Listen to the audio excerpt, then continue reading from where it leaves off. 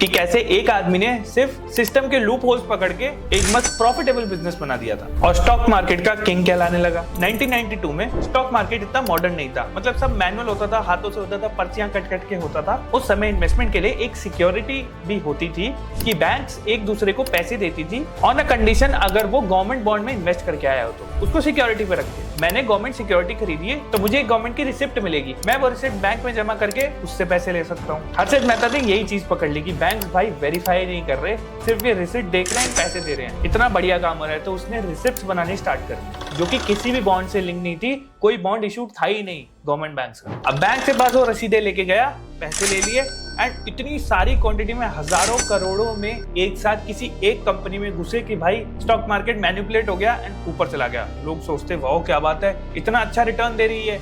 Example में companies MRF, ACC, Tata, Videocon, इन सब में पैसे लगाए एंड ये ऐसे तेजी से भागी। रिटेल इन्वेस्टर्स ने अपना पैसा लगाया ये सोच के कि भाई ये तो भाग रही है, पकड़ लेते हैं। एंड देन जैसे ही रिटेल इन्वेस्टर्स ट्रैप हुए, उससे और रिटर्न मिला, हर्षद मेहता हाथ के हाथ बेच के पैसे निकाल के बैंक्स को दे देता वापस। न्यूज चैनल्स, मैगजीन, सब लोग इसको big bull of Dalal street बोलने लगे। But there was a reporter Sucheta Dalal, उन्होंने एक छोटी सी न्यूज पकड़ ली कि भाई हर्षद मेहता ने किसी गवर्नमेंट ऑफिसर को अपने पैसे से कार दिलवाई है and then she published the story saying Harshad Mehta चोर है। फिर क्या, इंक्वायरी स्टार्ट हो गई, RBI की इंक्वायरी, CBI की इंक्वायरी, सबकी गवर्नमेंट ऑफिशियल्स की इंक्वायरी एंड पता चला कि भाई इसने फेक पेपर, फेक रिसिप्ट्स बनाई है, उस बेसिस पे इसने पैसे कमाए हैं। उसने सारा पैसा बैंकों को चुका दिया था, कुछ भी लेके नहीं भागा था। हो ये गया कि इतने पावरफुल लोगों को बेवकूफ बनाने की वजह से लोगों का ईगो हर्ट हो गया और इतने बड़े लेवल पे वो लूपहोल भी एक्सप्लॉइट हो गया था। इसने टोटल 5000 करोड़ से ज्यादा कमा लिए थे। इसके बाद कुछ भी नहीं है, सिंपल, स्टॉक मार्केट क्रैश हो गया,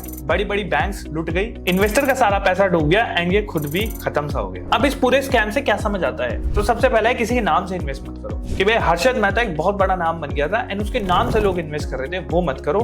आज के टाइम पे बड़ा नाम मतलब सोशल मीडिया इन्फ्लुएंसर्स स्टॉक का नाम ले देंगे, इंडस्ट्री बोल देंगे, बट खुद का पैसा लग रहा है नहीं, ये नहीं बताएंगे। जो भी इंसान आपको कुछ भी इन्वेस्ट करने को कभी बोले, ज़रोदा में एक सिंपल फीचर होता है वेरीफाइड PNL, उसको बोला अपना वेरीफाइड PNL दिखा दे। मैं अपना वेरीफाइड PNL हमेशा दिखाता हूँ अपनी YouTube वीडियोस में। सेकंड, रिटर्न देख के इन्वेस्ट मत करो। हर्षद मेहता के टाइम पे ACC का स्टॉक भाग रहा था, आज के टाइम में लोग क्रिप्टो, पेनी स्टॉक्स पकड़ते ही रहते हैं। तो बिना रिसर्च के, बिना रेशियोज वगैरह समझे म्यूचुअल फंड्स में भी मत घुसो, पास्ट रिटर्न मैटर नहीं करता। थर्ड, पैसा बनाने का लालच। हर्षद मेहता की तरह लोग जल्दी क्विक मनी स्कीम बनाना चाहते हैं, सबको आज अमीर बनना है कि आज ऐसी चीज बता दो तो कल मेरे बैंक में पैसे आ जाएं। ऐसे नहीं होता, आपको वेल्थ जनरेट होने के लिए टाइम देना पड़ता है एंड उसके लिए पेशेंस होना बहुत ज्यादा जरूरी है। एंड फोर्थ, सबसे बड़ा एसेट है आपका फाइनेंशियल नॉलेज। अगर आपको फाइनेंस की नॉलेज ही नहीं है तो आप ये सब कर ही नहीं सकते। आपको समझना होगा पहले इंश्योरेंस इंपॉर्टेंट है, हेल्थ इंश्योरेंस, टर्म इंश्योरेंस, उसके बाद आपका इमरजेंसी फंड्स कि मेरे को कुछ हो जाए तो उस समय इमरजेंसी में पैसा मेरे को 6 महीने 12 महीने तक निकाल दे, मेरी नौकरी चली जाए तो मैं कमाना पाऊं तो।